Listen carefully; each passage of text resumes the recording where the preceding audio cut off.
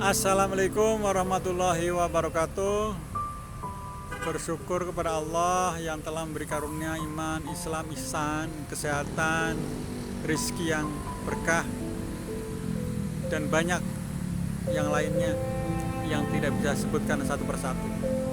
Salam dan sholawat kita sanjungkan kepada Nabi besar Muhammad Sallallahu Alaihi Wasallam. Inilah pemimpin kita yang wajib kita tiru dan kita contoh. Mudah-mudahan di hari akhir kita mendapatkan syafaatnya. Amin ya Allah ya Rabbal alamin. Kita akan bahas surat An-Naml. Apa itu maknanya, kisah-kisahnya, hikmahnya, sejarahnya dan sebagainya, sehingga bermanfaat buat kita. Maka harus sering-seringlah kita membaca surat An-Naml, sehingga kita mendapatkan pahala dari Allah dan kita dicintai oleh Allah Subhanahu wa ta'ala. Surat An-Naml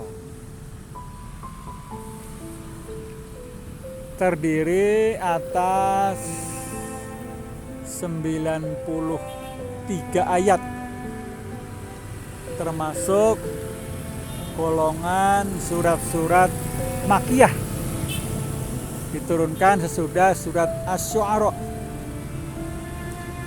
Dinamakan dengan An-Naml karena pada ayat 18 dan 19 terdapat perkataan An-Naml atau semut, di mana Raja Semut mengatakan kepada anak buahnya agar masuk sarangnya masing-masing supaya jangan terinjak oleh Nabi Sulaiman alaihissalam dan tentaranya yang akan lalu di tempat itu. Mendengar perintah Raja Semut kepada anak buahnya itu, Nabi Sulaiman tersenyum dan takjub atas keteraturan kerajaan semut itu, dan beliau mengucapkan syukur kepada Allah yang telah melimpahkan nikmat kepadanya berupa kerajaan, kekayaan, memahami ucapan-ucapan binatang, mempunyai tentara terdiri atas jin, manusia, burung, dan sebagainya. Nabi Sulaiman alaihissalam yang telah diberi Allah nikmat yang besar itu tidak merasa takabur dan sombong, dan sebagai seorang hamba Allah memohon agar Allah memasukkannya ke dalam golongan orang-orang yang soleh. Allah menyebut binatang semut dalam surat ini agar manusia mengambil pelajaran dan kehidupan semut itu. Semut adalah binatang yang hidup berkelompok di dalam tanah, membuat liang dan ruang yang bertingkat-tingkat sebagai rumah dan gedung tempat menyimpan makanan musim dingin. Kerapian dan kedisiplinan yang terdapat dalam kerajaan semut itu dinyatakan Allah dalam ayat ini dengan bagaimana rakyat semut mencari perlindungan segera agar jangan terinjak oleh Nabi Sulaiman alaihissalam dan tentaranya. Setelah menerima peringatan dari rajanya, secara tidak langsung Allah mengingatkan kepada manusia agar dalam berusaha untuk mencukupkan kebutuhan sehari-hari, mementingkan pula kemaslahatan bersama dan sebagainya. Rakyat Semut mempunyai organisasi dan kerjasama yang baik pula dengan mengusahakan kisah Nabi Sulaiman alaihissalam. Dalam surat ini Allah mengisyaratkan hari depan kebesaran Nabi Muhammad sallallahu alaihi wasallam.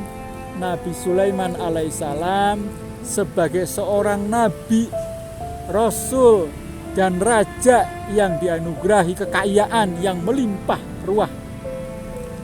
Begitu pula Nabi Muhammad sallallahu alaihi wasallam sebagai seorang nabi, rasul, dan seorang kepala negara yang ummi dan miskin akan berhasil membawa dan memimpin umatnya ke jalan Allah Subhanahu wa ta'ala. Pokok-pokok isinya dalam surat An-Naml ini, satu, tentang keimanan. Al-Quran adalah rahmat dan petunjuk bagi orang-orang mukmin.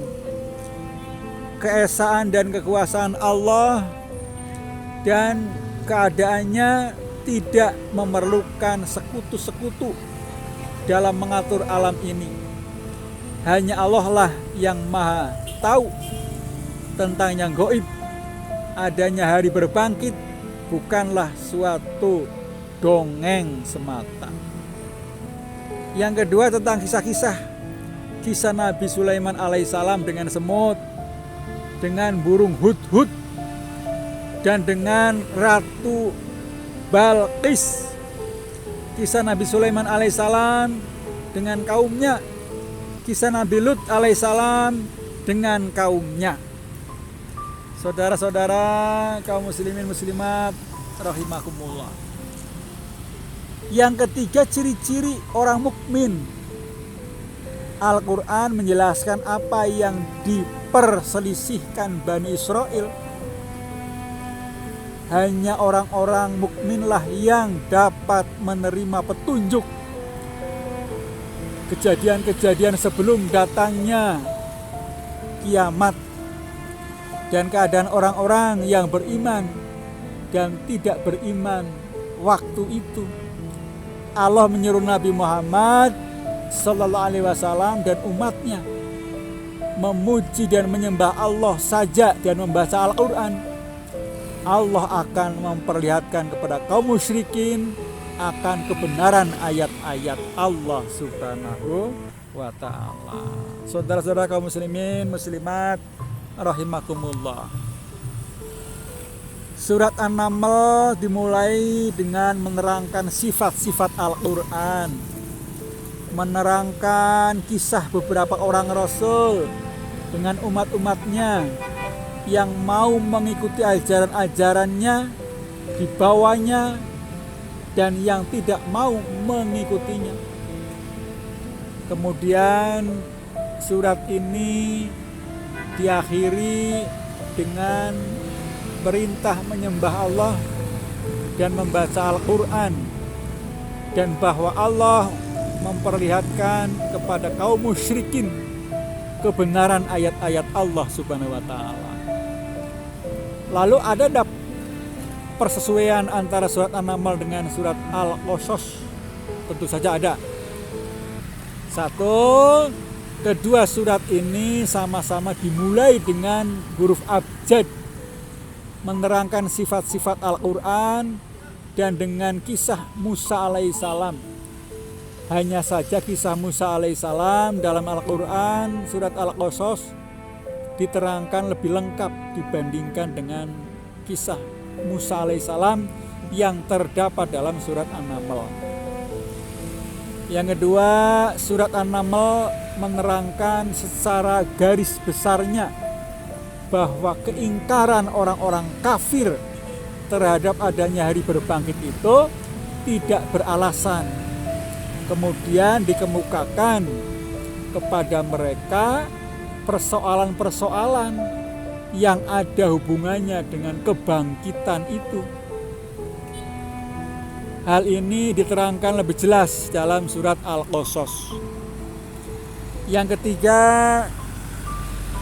surat An-Naml menerangkan kehancuran kaum soleh dan kaum Lut akibat durhaka kepada Allah dan nabinya. Sedang surat Al-Qasas menyinggungnya pula. Yang keempat, surat An-Naml menyebut balasan pada hari kiamat terhadap orang-orang yang membuat keburukan di dunia. Dan surat Al-Qasas menyebutkannya pula. Dan yang kelima, bagian akhir kedua surat ini sama-sama menyebutkan perintah menyembah Allah dan membaca ayat-ayat Al-Quran. Itulah tentang surat An-Naml. Mudah-mudahan kita sering membaca surat ini sehingga bermanfaat buat kita, dan kita itu akan dicintai oleh Allah Subhanahu wa Ta'ala. Kebenaran datangnya dari Allah Subhanahu wa Ta'ala, kesalahan datangnya dari saya. Assalamualaikum warahmatullahi wabarakatuh.